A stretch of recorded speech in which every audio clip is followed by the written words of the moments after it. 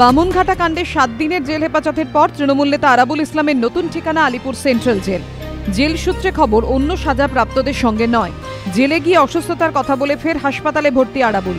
কারাকর্মীদের একাংশের মত, জেলের হাসপাতালে থাকা মানে বাড়তি বেশ কিছু সুযোগ সুবিধা ভোগ করা। সূত্রের খবর, জেলের হাসপাতালে থাকলে ওয়ার্ড বা সেলে থাকা অন্য আসামিদের মতো কষ্ট তো করতেই হয় না, উল্টে বেশ কিছু সুযোগ সুবিধে পাওয়া যায়। যেমন খাদ্য তালিকায় ঘুরিয়ে ফিরিয়ে থাকে মাছ, ডিম, মাংস, প্রাতরাশি মেলে ফল, দুধ, শোয়ার জন্য বিছানা। জেল সূত্রে খবর, সুযোগ সুবিধে পেতে আরাবুলের যাতে কোনো অসুবিধে না হয় তা দেখভালের জন্য রয়েছেন ডেপুটি জেলার র্যাঙ্কের এক আধিকারিক। 17 জানুয়ারি আরাবুলকে গ্রেফতার করে পুলিশ। পরদিনই অসুস্থতার কথা বলে এসএসকেএমে ভর্তি হন। এসএসকেএমের মেডিকেল বোর্ড সুস্থ বলে দেওয়ার পরও তাকে আইসিসিউতে রেখে দেওয়া নিয়ে বিতর্ক বাধে। শেষমেশ সাধারণ শয্যায় সরানো হয় তৃণমূলের প্রাক্তন বিধায়ককে।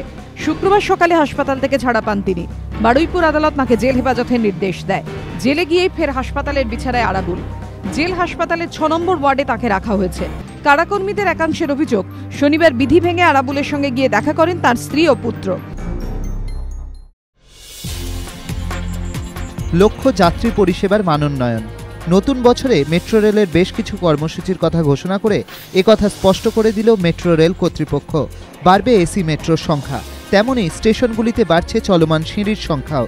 আগামী মার্চের মধ্যেই এই প্রকল্পগুলির কাজ শেষ হবে বলে দাবি মেট্রো রেল কর্তৃপক্ষের। মেট্রো কর্তৃপক্ষ জানিয়েছে, মেট্রোর সবকটি স্টেশনে ওঠার পাশাপাশি নামার জন্য চলমান সিঁড়ি তৈরি হবে। প্রথম দফায় 27টি চলমান সিঁড়ি তৈরির সিদ্ধান্ত।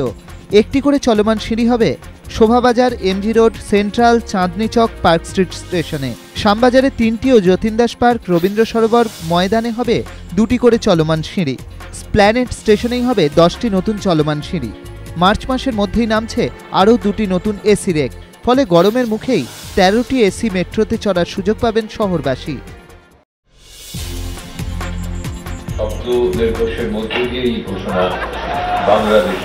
মিলন মেলা প্রাঙ্গণে সাড়ম্বর উদ্বোধন কলকাতা বইমেলার। মুখ্যমন্ত্রী মমতা বন্দ্যোপাধ্যায় ও বহু বিশিষ্টজনের উপস্থিতিতে বইমেলার উদ্বোধন করলেন বাংলাদেশের বিশিষ্ট সাহিত্যিক আনিসুজ্জামান।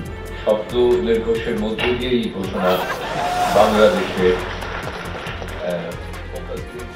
মুখ্যমন্ত্রীর ইচ্ছে এবারের কলকাতা বইমেলা 16 দিনের। তারই ইচ্ছেতেই মেলা শুরুও হলো আন্তর্জাতিক ক্যালেন্ডার নির্ধারিত দিনের 4 দিন আগে।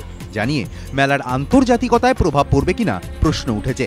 বইমেলার উদ্বোধনে মমতা বন্দ্যোপাধ্যায় জোর দিলেন বাংলাদেশের সঙ্গে আরও বেশি করে সাহিত্য ও সাংস্কৃতিক আদান প্রদানে।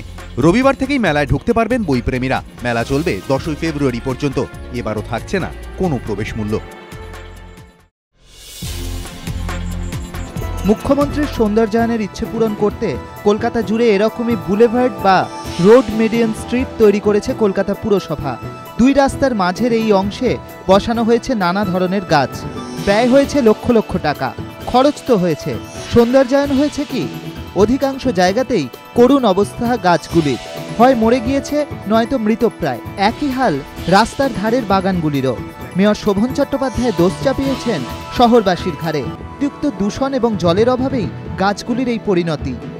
বিশেষজ্ঞরা বলছেন, রাস্তার ধারে রঙ্গন বা টগরের মতো গাছ বসানো হচ্ছে, যার রক্ষণাবেক্ষণ করতে হয় অনেক বেশি। তার পরিবর্তে কামিনী বা করবীর মতো গাছ বসানো উচিত ছিল। কম পরিচর্যা দিয়েও যে গাছ বাঁচানো সম্ভব। বিশেষজ্ঞদের মতে, পরামর্শ না নিয়ে সঠিক গাছ না লাগানোতেই সৌন্দর্যায়নের এমন হাল।